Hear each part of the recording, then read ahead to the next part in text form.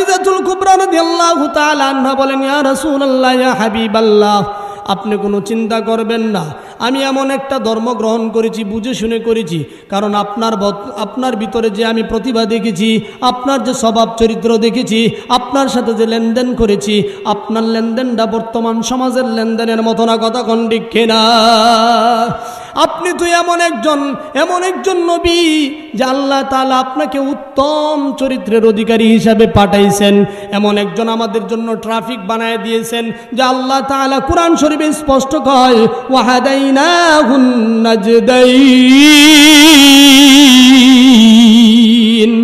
একটা ডানের রাস্তা, একটা বামের রাস্তা, এমন একজন আমাদের জন্য সঠিক ট্রাফিক হিসেবে প্রেরণ করেছেন, যে ট্রাফিকের উম্মত হিসেবে আমরা পেরেছি, এজন্য আবার শুকরিয়া আদায় করি, আলহামদুলিল্লাহ। বগুড়ার ভাইরা আমার, অন্তরপাড়ার ভাইরা আমার, এরকম ভাবে খাদিজাতুল কুবরা রাদিয়াল্লাহু তাআলা আনহা ইসলাম গ্রহণ করেছিলেন নারীদের ভিতরে সর্বপ্রথম, কথা কোন ঠিক কিনা? আওয়াজ দিয়ে বলেন, কথা কোন ঠিক কিনা? আরে ভাই আসতে বলেন কেন?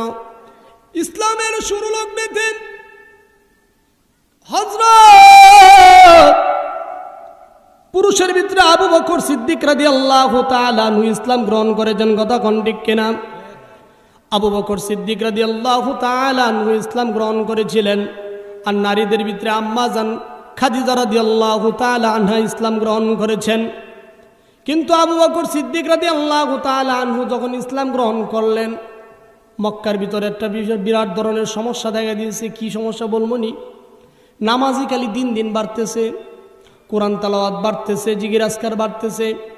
তো হঠাৎ করে একজন আবু বকর সিদ্দিক রাদিয়াল্লাহু তাআলা আনহুর বন্ধু ছিলেন, ওই জাহেলি যুগের বন্ধুর নাম হলো গেলা ইবনে উসাইদ। কি নাম? গেলা ইবনে উসাইদ ডাক দিয়ে বলে, হে আবু বকর, তোমার সাথে কিছু কথা আছে, তুমি এদিকে আসো। যাওয়ার পর বলতেছে, এটা আমি শানে নজুল বলতেছি, এই সূরাটা কেন নাজিল হইলো জানার দরকার আছে না নাই? আর একটু আওয়াজ দিয়ে বলেন, সূরাটা কেন নাজিল হইলো জানার দরকার আছে না নাই?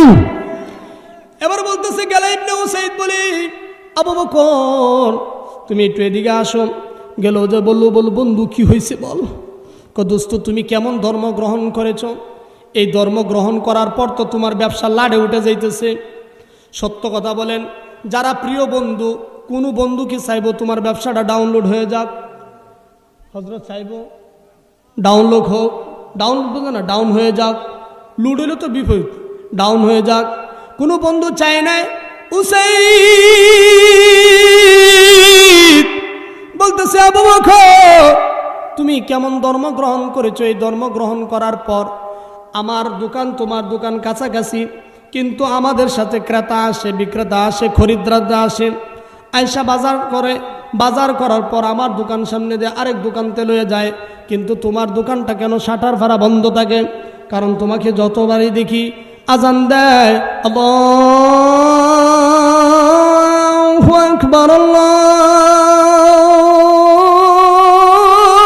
আকবার, এরকম ভাবে যখন আজান দেয় তখনই তুমি দেখি আবু বকর সিদ্দিক, এ বন্ধু তুমি যেভাবে শাটার লাগায় দাও, বুঝলাম না, তুমি এই ধর্ম ত্যাগ করে দাও। বলতেছো কেন? তুমি এমন এক মুহাম্মদের ধর্ম গ্রহণ করেছো যে মুহাম্মদ মানুষকে দিন দিন হেদায়েতের রাস্তা দেখায়। সেই মুহাম্মদ রাসূলুল্লাহ সাল্লাল্লাহু আলাইহি ওয়াসাল্লামের উম্মত আমরা, সুবহানাল্লাহ। আর একটু আস্তে বলেন সুবহানাল্লাহ। আরে ভাই সুবহানাল্লাহ বললে লাভ লস নাই, কারণ একটা সুবহানাল্লাহ বলছেন জান্নাতে একটা গাছ, সুবহানাল্লাহ। আরেকবার বলেন সুবহানাল্লাহ। এই যে যতবার সুবহানাল্লাহ বলেন, আল্লাহ তাআলা কয় জান্নাতে একটা একটা গাছ তৈরি হয়েছে। আবার কন্যা সুবহানাল্লাহ। বিনা ব্যবসায় ফুজি লাভ। ওরে হুজুর, এটা কি দোয়া শিখাইতেছে? কোনো টাকা পয়সা দেওয়া লাগে না। যদি আল্লাহ না করুক জাহান্নামীও হয়, জাহান্নামী হওয়ার পরও কিন্তু আল্লাহর কাছে আমরা বলতে পারবো, ও মাবুদ তুমি আমারে জাহান্নামে ফালাইলে কি হইব? জান্নাতে আমার একটা গাছ আছে, এই গাছের ছায়ার নিচে আমি ছাড়া কেউ বসার যোগ্য রাখে না। কথা কোন ঠিক কিনা? সুবহানাল্লাহ, সুবহানাল্লাহ। তাহলে সব হইল কিছু আমল নিয়ে গেলাম, কথা কোন ঠিক কিনা? পর্দার আলায় মা বোনেরা যারা আছেন আপনারাও বলেন সুবহানাল্লাহ, মনে মনে বলেন আস্তে আস্তে। এবার আসেন উসাইদ বলে, আবু বকর ধর্ম গ্রহণ করার কারণে তোমার ব্যবসা লাডে উঠে যাইতেছে, অবস্থা তো খুবই খারাপ। বন্ধুরে, তোমার ব্যবসা লস হোক এটা আমি চাই না। আল্লাহর দোহাই লাগে, সে বলে ভগবানের দোহাই লাগে, উজ্জার জাতের দোহাই লাগে, যাদের যাদের যেটা বাসা অর্থাৎ আল্লাহকে ডাকে, বলে বন্ধুরে তোরে আল্লাহর হস্তে বলি দোহাই লাগে রে, তুই ব্যবসা শুরু করে দে, ধর্ম তুই ত্যাগ করে দে। আবু বকর বলে উসাইদ, গালাইব রে উসাইদ, নামটা কি গালাইব রে উসাইদ। বলতেছি উসাইদ রে, তুই কি কত বড় আহাম্মক বেকুব, তুই কি বুঝিস না আমি এমন একটা ধর্ম গ্রহণ করেছি যা আমার ধর্ম গ্রহণ করার কারণে যদি আমার উপরে কোনো ধরনের টর্চারিং করা হয়, আমার উপরে যদি কোনো আঘাত আসে, আমার জীবন চলে যাইতে পারবে, তারপরেও আমি এই ধর্ম কোনোদিন ত্যাগ করব না, এই ধর্মে ত্যাগ করতে পারি না রে। এই ধর্ম ত্যাগ করার না কারণেই কিন্তু সূরাতুল আসর নাজির হয়েছে। আস্তে কোন সুবহানাল্লাহ। এটা হলো শানে নুজুল। আল্লাহ তাআলা কয় ওয়াল আসর, অর্থ হলো কি হায়াতের কসম, জামানার কসম, সময়ের কসম। কিছু কিছু মুফাসসিরিন কেরাম বলেন সময়ের কসম, জামানার কসম, হায়াতের কসম। ও উসাইদ, তুমি কি বুঝলা না আমি এমন একটা ইসলাম ধর্ম গ্রহণ করেছি যে ধর্ম গ্রহণটা একমাত্র জান্নাত ছাড়া অন্য কোনো রাস্তা দেখাইতে পারে না। তাহলে আমরা জান্নাতে থাকতে চাই, ঠিক কিনা? ওইবারে আবু বকর সিদ্দিক রাদিয়াল্লাহু তাআলা আনহু এই কথা বলে উসাইদ থেকে বিদায় নিল। উসাইদ বলে আবু বকর, তোমারে বুঝানোর মতো আমার কোনো ভাও নাই, তোমার এই যে চেষ্টা করতেছি বন্ধুরে পরে বুঝবি। এরকম ভাবে দিনকাল যাইতেছে। এবার আসেন ভাই, এই আসরের কথা কেন বলা হয়? আল্লাহ সুবহানাহু তাআলা আমাদের জন্য ফরজ নামাজ কয় ওয়াক্ত করেছেন, একটু আওয়াজ দিয়ে বললেন ভাই, কয় ওয়াক্ত? 5 ওয়াক্ত নামাজ ফরজ করে দিয়েছেন। বলেন তো দেখি ফজর কোন সময় পড়ে? সুবে সাদেক বলার দরকার নাই, এক কথাই বলেন হুজুর, যখন ঘুমাই তখন। কথা কন না গা, মায় ডাক দেখো, মা তুই ডাক, সারাদিন সিএনজি চালাইছি। বিল্লাল ভাইয়ের যখন আম্মু ডাক দেয়, বাবি ডাক দেয়, তো ডাকো না। আবার কিছু বিবি সাবরা খুশি হয়, দুজি ভাড়া মাইরে 1000 টাকা ভাড়ায় দে, এই তোর বাপেরা ডাকিস না, ঘুমাক, কারণ কামাই ভালো হয়েছে। বিবি সাহেব বলছে, বলার লগে লগে একটা ফুল আইনে দিছে, নাকের ফুল, খুশি হয়ে গেছে গা। আরে ভাই, সাময়িকভাবে তোমার স্বামীকে তুমি ইজ্জত করেছো, আব্বা আম্মাকে তুমি ভালোবেসেছো, ঘুমের সুখ পড়ায় দিছো, আদর করে ঘুম পাড়ায় দিছো, কিন্তু তুমি তো এটা বুঝলা না ক্ষণস্থায়ী দুনিয়ার শান্তি হইল, কিন্তু কিয়ামতের দিন কি অবস্থা হবে, কথা কোন ঠিক কিনা? আল্লাহ তাআলা কোরআন শরীফে কয় ওয়ামতাজুল ইয়াউমা আইয়ুহাল মুজরিমুন।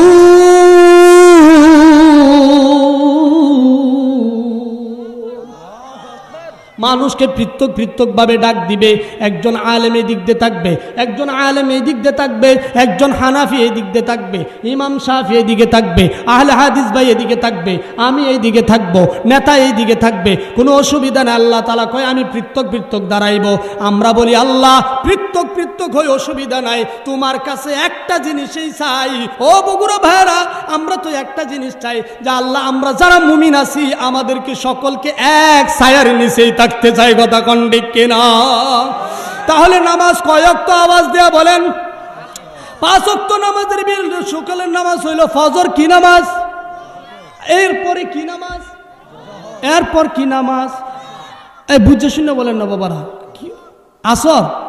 সর্বনাশ, বগুড়ার মানুষ তো দেখি আরবি বলে, এটা তো বাংলা শব্দ না তো। ইন্না লিল্লাহ কয় কি? তাহলে বোঝা গেল আপনারা নামাজ পড়েন। আসর কি বাংলা না আরবি? আরবি নামাজ। আসরের নামাজটা আরবি। এবার আসেন আসরের পরে কি? মাগরিবের পরে কি?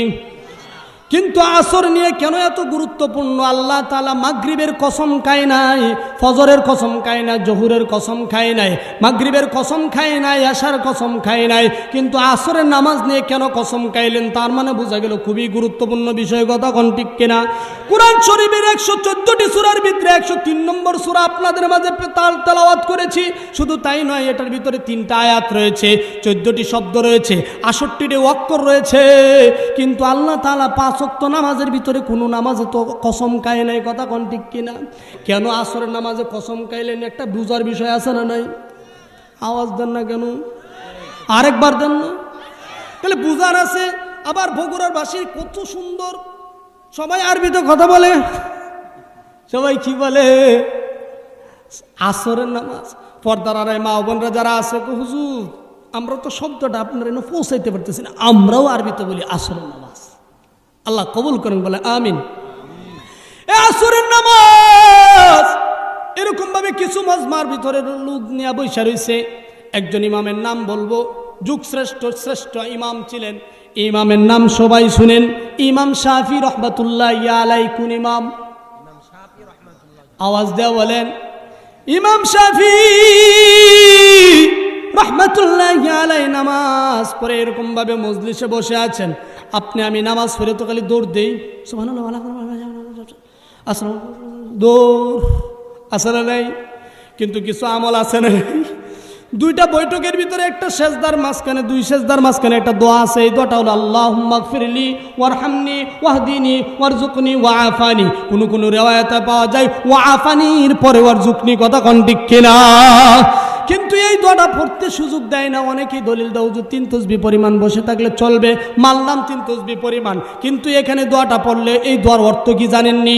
সমস্ত নামাজ পড়ে যা পাইতেছেন দোয়ার ভিতরে দেখেন আল্লাহুম্মা গফিরলি, আয় আল্লাহ আপনি আমাকে ক্ষমা করে দেন, ওয়ারহামনি, আয় আল্লাহ আপনি আমাকে রহমত দান করেন, দয়া করেন। তারপরে কি কয়? ওয়ারহামনি ওয়াহদিনি, আয় আল্লাহ আপনি আমাকে হেদায়েতের উপর নিয়েন। আবার কয় ওয়ারজুকনি, আয় আল্লাহ আপনি আমার জন্য সম্মানিত রিজিকের ব্যবস্থা করে দেন। ওয়াআফানি, আপনি আমাকে সম্মানের উচ্চ স্থানে মাকামে দান করেন। সুবহানাল্লাহ। যদি কোনো ব্যক্তি এরকম ভাবে দুইটা সেজদার মাঝখানে বসে এই দোয়াটা পড়ে, তাহলে এই ব্যক্তিটা দেখেন তো 5 ওয়াক্ত নামাজের ভিতরে দৈনিক কতবার পড়ে, এই দোয়াটা কত মর্ম। তাহলে এই দোয়াটা পড়বো তো ইনশাআল্লাহ। এবার আসেন, শুধু তাই নয়, সেজদায় যখন যাবে আমার আল্লাহ তাআলা কয়, কি সুন্দর করে কয় জানেননি? বলমুনি